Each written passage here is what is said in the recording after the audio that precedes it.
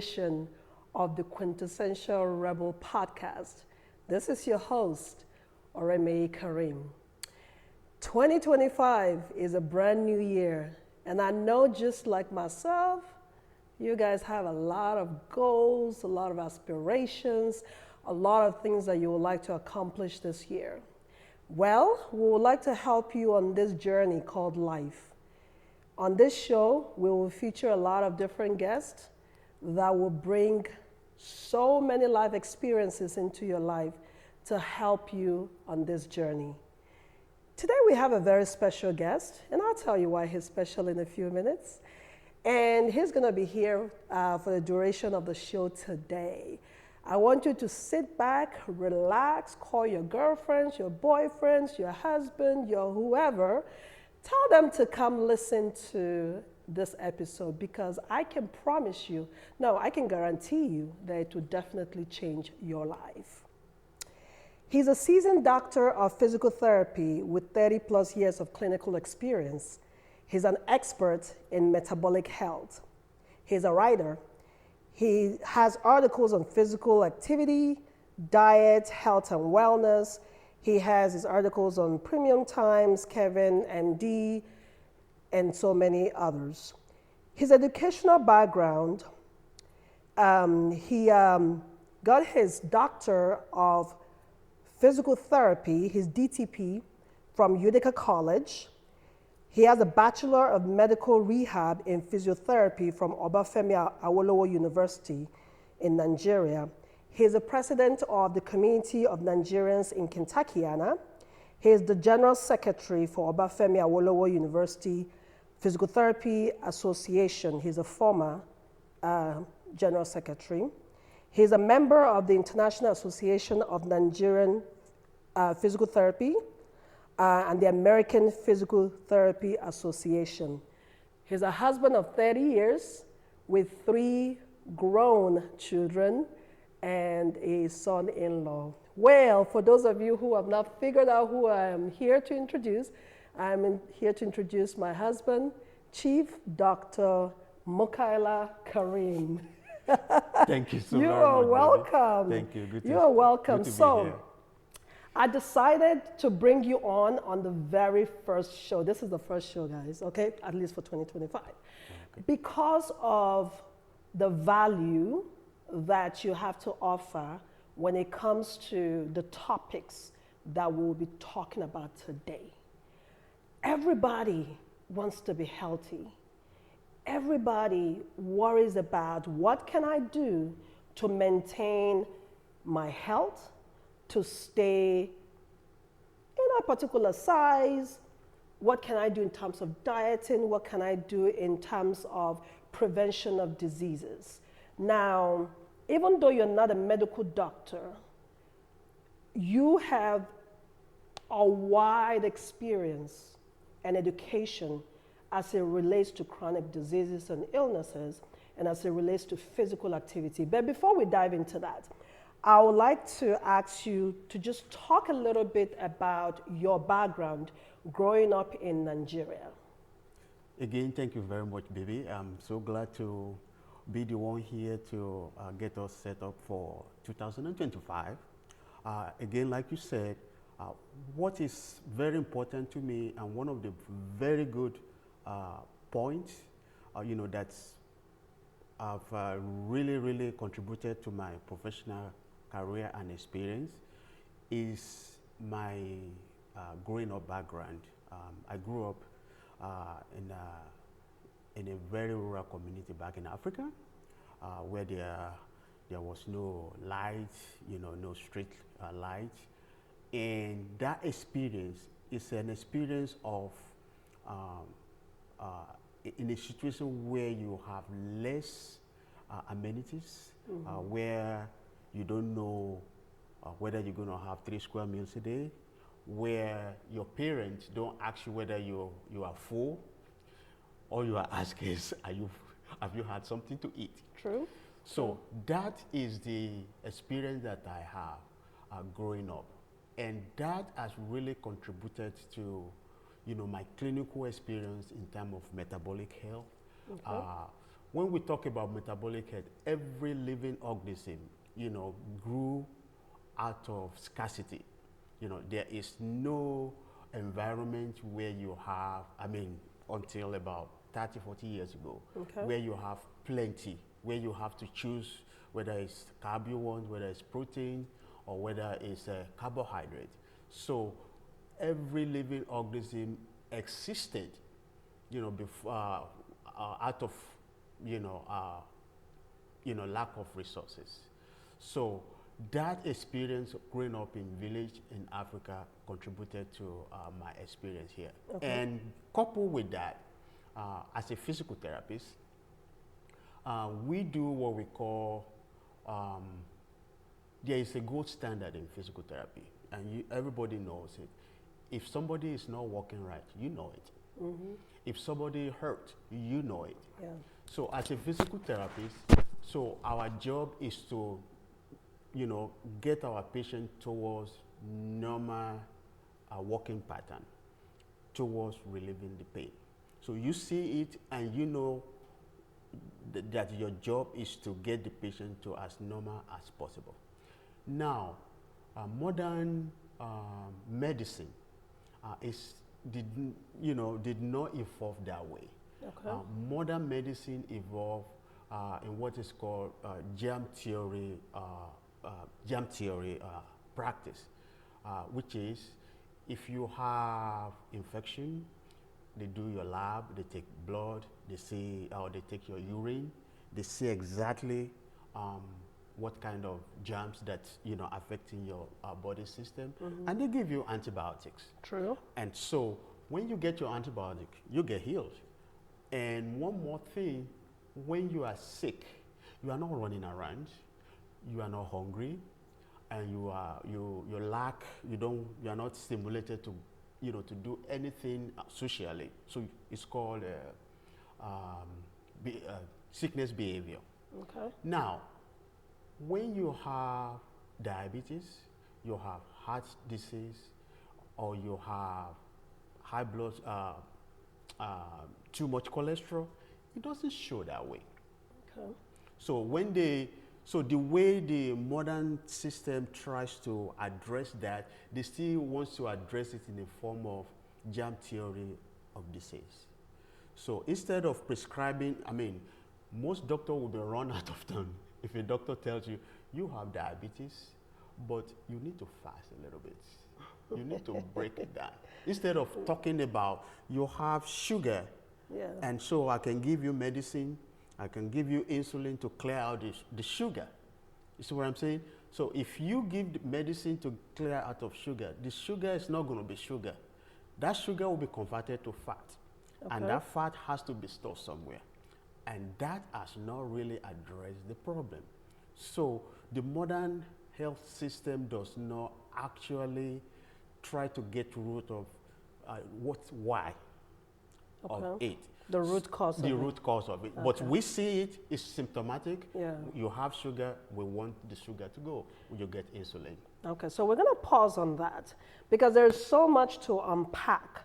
But before we move on to what we need to know in terms of our health, the health of our family, and how can we maintain it, I'd like to ask, was physical therapy an area you always wanted? Did you always want to be a physical therapist, or how did you, what did you want to be when you grew up? Oh boy. When I was growing up, really, I am an accidental physical therapist. Okay. It was in my. I did not even know anything about physical therapy until the very night I was going to turn in my form, which is called JAM back in Nigeria. When I finished high school, most kids in this country, they will say they have a gap year. There's nothing like gap year in Nigeria. When you finish high school, you want to go to college. But if you are not able to make the requirement, then you have to do some preparatory external exam to make up. So when I finished high school, based on my background, nobody spoke English in my household. I was the very first person in my family to go to high school to finish. So I failed English. Okay. So in the process of trying to make up my English language, I was staying with my cousin in Lagos, my big cousin. So, and I used to watch a program every Sunday evening. It's on channel NT Ikeja, channel 2. So that night, again, I filled part of my form. I just haven't completed it. So the program was called Careers. Okay. So I watched Careers, and that night, for some reason, it was physical therapy. So I saw physical. What is physical therapy? So I quickly grabbed my dictionary. Treatment with physical agents, using water, cold therapy, and stuff. I'm like, huh, these people treat people, and it's a different form. So I cross out medicine. I put physiotherapy. My cousin of blessed memory, who I grew up with, Amos Kennedy, he came that day. He was already in college. So I did not tell him because the plan was I was going to do medicine. He was already admitted. So I didn't tell no soul. Wow. Until the JAMB result came out. And when the JAMB result came out, my name was top on the list. Wow. He was actually going to look for my name in college at the medicine Medicine. department. So, like I said, I am an accidental physical therapist, but it's the best thing that, have ever happened to me professionally. Okay, awesome. So now we're going to tackle one thing that, like I said, is always on our mind, which is food. We as humans, we know we cannot do without food. What is the proper way to eat to not only stay alive, but to maintain our health and wellness? Food, that is the thing. We live in an environment where we have it plenty. And that, again, that's why we try to choose whether I'm going to go carb, whether I'm going to go, carnivore, whether I'm going to go Or protein. or protein. The fact is, our dentition shows it. Our facial appearance shows it. We are omnivore. We are opportunistic eaters. Whatever comes our way, we eat. People bash carb all the time. Carb, majority of the global population lives in the tropics. Okay. And even if you want to eat meat, you can't find it. So where I grew up, we eat carb from morning to night. And in my village, nobody was obese. No, you don't have child obesity, you don't have, adult obesity, and everybody just trying to find something to eat. So, and that is the way we are in a very natural environment. There is no plenty nowhere. And even the animals in the wild, except the herbivores, the herbivores, they eat all the time because they have to eat grass. And eating grass, how much calorie do you want to get out of grass? So the carnivores, they eat, like elephants, they eat almost 18 hours a day, just eating grass, eating bark of the trees. So other than that, the lions, they eat once every 4 days because which day is going to stay around and want to be out for dinner, and they have to hunt when they are hungry. But eating every 4 days, they eat a lot of it to sustain them for that 4 days. Yeah, but we can eat a lot right now as we are speaking.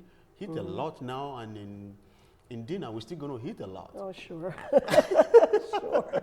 I'm not skipping lunch, dinner, breakfast. So we're going to eat it all. That's it. Once they have a big kill, unless they want to protect their territory. Yeah. Once a lion kill a big deer, once they have a big kill, they don't They don't run around anymore.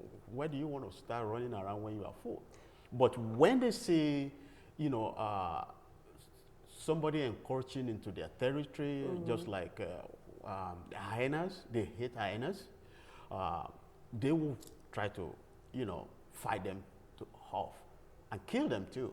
But other than that, when you are not when they are not hungry, they are not hunting. You can't be running around when you are full anyway. So you made a point that where we grew up, back in Nigeria, back in Africa, the continent of Africa, our parents did not necessarily ask us if we're full, but asked if we've eaten, right? Right. So whatever portion you find, that's just Yes. make sure you've had something to eat to Right. sustain life. Right. Now, do you think we're a product of our environment or environmental circumstances, or is it as a result of the fact that there is, you know, you said there's plenty, like in America, Yeah, yeah. you can literally walk out the door and there's, you know, restaurants everywhere. The food is not necessarily expensive and they come in large portions. So are you saying that most people who struggle with their weight is as a result of the environment they live in or their lack of activity? Or are you saying it's because there's just so much available that we don't know when to say no to food? So we just eat not because we're hungry, but because it's readily available. Yeah, eating food is it's not just about you know, I'm hungry. There's what is called a hedonic part of eating. Okay. If you bring What is that? if you bring Coca-Cola here, orange juice, or you know, it's sweet.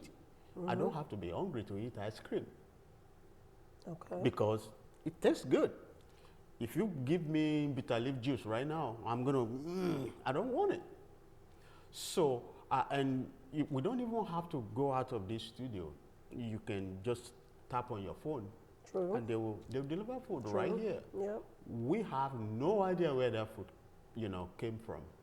The ingredient to make that food, some could come from South America, some could come from, you know, Midwest here, and some could come from Florida. So if you put miles on where each of those, you know, item or those or the ingredient, that's thousand of miles. That is unprecedented. That is historic. In a natural environment, you walk in the savannah, you know, or in your area, Yeah. probably 10 miles a day. Yeah. So it's something that we don't work for. It's based on the value that we put on. You pay, you get the service. So, for instance, here in America, in 1970, the rate of obesity was 6 point something. Now, the rate of obesity is 40%. Wow. 40%. That's a huge number. Wow. 1994, you know, That's 30 the years ago huge when we rate. both came here, 30 years ago, it's not something that some people talk about. But America declared diabetes as a national emergency in 1994. Yeah. How many people had diabetes that time? 14. I know, 7 point something million had diabetes in 1994. As right now, the number of Americans, adult Americans with diabetes is 37 million. Wow. Now, if you couple that with pre-diabetes, Yeah. that's about 138 million. Wow. So more than half population of adult Americans are either pre-diabetic or diabetes. So why is that? Can we eat to reverse any illness, any chronic condition that we have, or is the goal preventative? Obesity, diabetes is the body cry Okay. for nutrient overload. The body is trying to adjust. You know, everybody, every part of the organ, the metabolic organs, especially the liver and the body fat and the muscle, they're trying to see where they're going to park this, how they're going to readjust that. So it's a body cry, to normalize. So believe it or not, when we gain weight, that's the best way the body can resolve the excess. You can't poop it. You can't poop over it. Once it gets into your bloodstream, it's in a closed system. So the best way to burn energy is fasting, even if you don't move. There are some surgery that they do. I'm a physical therapist. There are some surgeons, if you go above some BMI, they will say lose weight. Yeah. You want to replace your knee, and they say lose weight. You're not going to be running. You're not going to be jumping. How are you going to lose weight? You fast. And when you say fasting, explain, because there are so many different types of fasting there. Yeah. As in fast hours, No, days, no. weeks? See, that's really fasting is a normal lifestyle. There is nothing like somebody develop intermittent fasting. We live by intermittent fasting. Like I was telling you, grew up in the country, in the rural Africa. Once you have your breakfast, there is no snack. You don't even Until think lunchtime. about. You don't even think about snack. So when you don't have snack, every time you are not eating, it's a fasting episode. It's a fasting cycle. So if you stretch your eating, you are not just, snacking. Okay. You are fasting. So if somebody is overweight and they want to go do knee replacement, you can tell them to start walking. So what they're going to do is they cut back on their calorie. And when you cut back on your calorie, your body will burn whatever you have inside. And when the body burns what is inside, you lose weight. What is the quickest way to lose weight and to maintain it? Will it be the fasting, intermittent fasting, or fasting, for several days? Or is it exercise, which we haven't talked about exercise yet? Yeah. Or is it diet modification and, not eating excessively? See, when it comes to diet and dieting, again, like I said, we are opportunistic eaters. We eat what we can find. Now, because we have so much of it, then people begin to say, I want to go carnivore, I want to go vegan, I want to go this. The most important thing is how many times do you eat, and how often do you eat, and how much do you eat. When you do eat. When you do eat, put wood in the fire. If you put wood in the fire, you burn it. You see the ashes, they burn. Yeah. Our body needs to burn so we can move. Our body needs to burn, use some of what we eat to grow. Our body needs what we eat to cause some signal, what they call it signaling, so that every part of the body will be able to work as a whole. So if you eat a whole lot and the body don't have, because the energy that we use is transient, it's millisecond. I move my hand right now, I got some energy. It's millisecond. The body cannot store ATP that we use. Yeah. It's based on demand. So if I sit right here and I don't move, the body don't need it, so the excess has to go somewhere. So the sedentary lifestyle is what has contributed to obesity primarily here in the United States of America. Yes. Compared to other countries, yes. is what you're saying. Yes.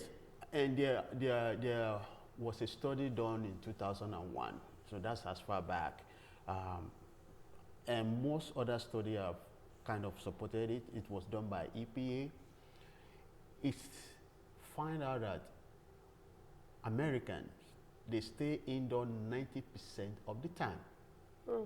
In our house, in our car, in the office. And that's not a problem. if we stay indoor, but you stay indoor, it's not like you are not eating. You know, we can walk to the refrigerator, we can order. So the fact that we are not moving doesn't mean that we are not eating. And when you don't eat, in fact, the most important organ that we don't pay attention to is the skeletal muscle, the muscle that we use. Okay. It's the biggest part of the body in a normal situation. Yeah. But when you are overweight, you know, the body fat can be bigger than the muscle. But in a normal situation, the skeletal muscle is the biggest organ, and is the only organ we can move voluntarily. You know, I can decide to go to the bathroom, I need my muscle. I can decide to be right here, I don't use my muscle. So if you don't use the skeletal muscle, which is the biggest, it's called the sink. Is the sink organ, the sink for all the nutrients. As in SINK. SINK. Okay. That is the burner. Okay. So it's the sink. If we eat and we exercises, it's the sink that draws it out. Yeah. So if we don't move, it's based on demand. If we like to eat and we don't move and we don't use the sink, it piles up. And that can show up in the bloodstream, that can show up around the organ of the body as fat. So we're going to talk about some goals for 2025, but before we get there, let's tackle exercise and physical activity. I know I hear this a lot at home. You have enough food in your system to last you 40 days. You don't need to eat. You just need to move more. So let's talk about the role that physical activity, exercise, in our lives. I know you've already talked about how sedentary our lives are and our lifestyles are, especially here. We pretty much go from the car, from the garage, from the house, the garage into the car. We drive up to wherever we're going. Even if the grocery store is like right down the corner, we don't walk, we drive there. So a lot of the activity that we do, we're either sitting down to do it, or it requires very little physical energy, exhausting, activity. It's an Most of the things that we do. intellectual productivity. Yes. You don't need to do the So manual labor. let's talk about physical activity. I know that some form of exercise, any form of exercise, should be part of our daily lifestyle. For a lot of people who are so busy that they're not able to fit one more thing into their life, which is exercise, talk to us about what to do when you feel like you don't have the time or the motivation to go out there and exercise. And then also address the different, because we have a lot of different age groups who watch the show. 20s, 30s, 40s, 50s, 60s, 70s. Should there be exercise modifications based on your age and where you are in your life? I know that's a lot to pack in. I hope I can remember this. So the first one is... I got you. You got it? Okay. What amused me, you say I chuckle when you said somebody who doesn't have enough time to fix, exercise in their lifestyle. The fact is, we are obligate workers. We are supposed to walk. Okay. Every continent, except the Antarctica, that's where we have never been. I mean, that's where we've not colonized. Mm-hmm. Every continent was colonized by walking. Explain that. Explain that. Yeah. Man walked from Africa all the way to Europe, to North America, walking through the land bridges. Nobody came here, just found themselves here. The world was populated by walking. We walk everywhere from Africa all the way. We found throughout the world. So each continent was not by flying or by being on the boat. It was walking. So walking is our thing. Number one, we love novelty. Number two, we want to go eat. So we are a little bit nosy. So we move, we stay, we move over generations, we walk. And walking is actually what keeps us healthy. Walking, before modern medicine, man has always been walking. Man has always not hard enough. Man has always been adapted to, not enough. So when we walk, and it's amusing when, or pretty shocking when people say, I want to exercise to lose weight. Oh. You can never exercise to lose weight. If exercise is the core activity to lose weight, we will not exist. We will not be here to talk about it. Are you as confused as I am? Yeah, so you should not exercise to lose weight. Exercise is not for weight. If exercise was for weight, our ancestors would not make it. Okay. Because they have to walk every day to go find their food. It's like the lion now. The lion is hungry and still hunting to go fast. Still fasting to go hunt. Okay. So if exercise was to lose weight, the lion would not be making it. So what is the purpose of exercise? The purpose of exercise is to stay healthy. The purpose of physical activity, in a natural environment, people, again, in a natural environment, you don't see an adult jogging. Children, they run around all the time, whether it's in New York or in my village in Africa. Children run everywhere. It's a natural thing to do. But in a natural environment, you don't see an adult jogging. You see an adult walking. Jogging is intermittent. Running is intermittent. Whether you are hunting or you're running away from snake. Okay. And it's not all the time that you do that. It's an emergency thing. And that's why Shaq, it used to be, or LeBron right now, he runs, he plays basketball. But at the end of the day, it's only for a short period of time. Guess what? He will want to walk until he drops. Everybody would like to walk until they drop. So when you are sick, you don't need the muscle. You need to rest and heal, and then you walk. When you see an emergency, you run. But in between resting and running, there is walking. So and that is normal activity. What about the gym? The gym is okay. It's fine. But running is not, again, in a natural environment, it's not normal. If you walk, like I said, in the natural environment, people park in anywhere between 5 to 10 miles every day. That's a lot of walking. That's about 2 hours of their day. So if you consistently walking, I'm glad people are talking about 10,000 miles. There's nothing magical about it. But if you log in 10,000 steps, sorry, I said 10,000. 10,000 steps. I was about to say 10,000 miles. So if you log in, who make it to? if you log in 10,000 steps, that's about 2 hours. Okay. That's about 2 hours. But consistently all through the day? Yes. If you log in 10,000 steps, that's about 2 hours. That is healthy. Okay. Now, if you go to the gym and you run, you can run, but you can't sustain it for too long. I can be I'd go to the gym too. I don't run because nobody's running. I'm not running from nobody.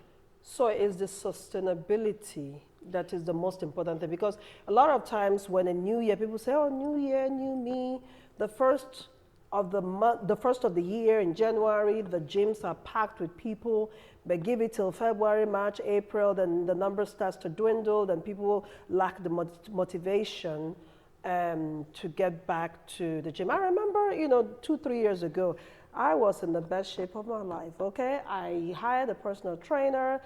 It was awesome. It was a lot of work. And I remember on the first consultation, he asked me, he said, why?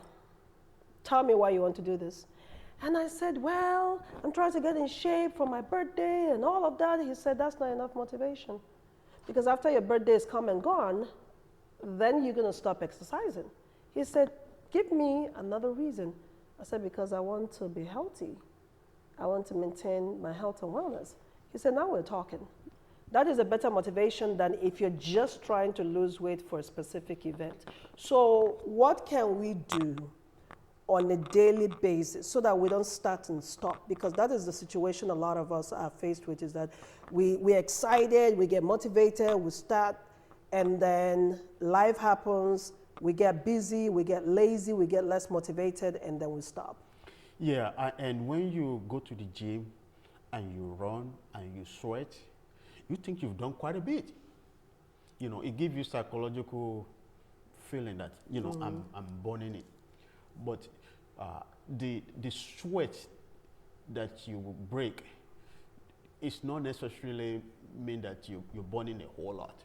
Okay. The sweat is just your body trying to regulate your body temperature, you know, so that you don't get your internal temperature doesn't heat up, so you don't have stroke. So it has nothing to do with your workout. So number two, when you exercise intensely, you are not burning, you're burning sugar. Okay. And when you're burning sugar in what is called anaerobic respiration, which means your body is burning sugar without you needing oxygen. If I need to sprint right now, if something happened here, fire, we run. Our body cannot break down fat fast enough for us to run. So our body will use the little sugar that we have to burn it in a way that we don't need oxygen. So when we burn nutrients, there are two compartments. One, you don't need oxygen. That is exclusively sugar. The other one is everybody here, mitochondria, the powerhouse. So that is where the body is. That's where the fat goes. And that's where you can actually burn another set of the molecule left for sugar. So that is where you need oxygen to burn, and that is where you draw from the body fat. If you do that in a long way, that cleans out, you know, your liver, your heart. You don't have fat hanging around your fat, your heart or your liver or any internal organ. You don't have the visceral obesity. Yeah. So how prolong your walk? Then that again, I go back to natural environment. You don't see people in natural environment with pot belly. It's never happened. You know, back in the day, growing up back home, if you don't have pot belly, it's like, okay, your wife is not feeding you. The show of wealth for a man was having a pot belly. I know that gradually all of that is changing. A big man was respected if he showed up with that, looking robust and everything. But that mindset is changing and shifting a little bit. Yes. Because people are a little bit more health conscious. They now know that, it's not by pot belly to show that you're well taken care of, you have money and all of that. So there's an awareness that is not a show of health, wealth, and proper, you know, you taking care of yourself properly, I guess is what I'm trying to say. Absolutely. Again, we're talking about big city in that context. I'm talking about natural environment. Yeah. You know, when you move, again, physical activity is the cleanser. It's yes, the word I'm looking for, I can't remember. You know, when you have to, you know, clean up. Okay. So when you are active, you don't have room to store. So it keeps every organ in balance, you know, in a very balanced way, where when you are active, you burn it, and when you burn it, it don't bother you. So to close out this episode, I want you to give us 5 things that we should do every day to stay healthy, well, that relates to our health and wellness, diet, fitness, exercise, what are 5 things that we should do on a daily or weekly basis? Okay. I don't know if I'm able to make 5 or less or more. Yeah, that's fine. Number 1, there is no superfood. There is nothing special about protein. There's nothing special about fat. There's nothing special about carb. Every nutrient that we eat, the body extracts energy derived from the sun. And by the way, the first nutrient is carb. The first nutrient that the plant ever made is carb. It's a 3 sugar molecule that's combined together to form glucose. So it's from that 3 molecules, 3 sugar molecules, that the plant try to make protein out of and fat. And fat is the terminal energy, the terminal nutrient that can be stored. Just like the same thing for we human. If you eat processed food and you don't burn it, the body will not store your glucose. It's going to be turned into fat. So number 1, to keep healthy. Until lately, humans, we are the only species that eat breakfast, lunch, and dinner. And it's not even just that right now. It's not just even that now. We have to have in between, snack. Even the diabetic doctor will tell you to have snack. You know, they say when you What if you eat it in moderation? What if you eat breakfast, lunch, and dinner in moderation? So one of the goals you're saying is cut down on your food intake? You don't have to eat breakfast, lunch, and dinner every day? You don't need snack. Nobody will die. You can live on breakfast, lunch, and dinner. You can live. The goal is Okay. And again, the portion matters. Okay. So portion control. You don't need to hit it, and it doesn't matter what you eat. Number 2, try to be active as possibly as possible. As possibly as possible. As much as possible. So try to be consciously active. Again, if there's any organ that is abused and ignored, it's the muscle. Okay. And it's the muscle that gives us quality of life. You and I are sitting right here. Our body is just trying to keep us alive. And we can stay in this studio for days as long as they deliver food. We're going to survive. We're going to survive. But we're going to be eating and we'll be okay. But what's going to happen, we won't be able to, exhaust all of that. So we just put pressure on our internal organ, to deal with it, because you can't defecate it. Once it's hit the bloodstream, it's the job of the body to see how it's going to do it. So, and that's one of the reasons. So we need to move, and it's okay to fast. Do intentional fasting. And when you fast, you can walk. You're not going to die. Again, in the village, in the morning when you're going out, you don't eat a whole lot. Because if you do, you won't be able to function in the farm. Okay. So that's another thing. And one more thing, fruits, sugar, liquid calories, it's not good. If you drive out of here, into the country, you would think it's a wasteland because we are, in winter. If every household in America today, as we speak, is a farming family, there will be no fruit. And yet you walk to the grocery, you have, liquid fruit everywhere. So limit your liquid calories, excuse me, make intentional walking, fast. You don't need three meals a day. You can tell that he's always in the gym. If I can't find him at home, he's in the gym. Or he's in the basement using the treadmill or something. I don't run. I walk. So you've heard from someone who has actually taken his own advice for decades, who has made health and wellness a goal.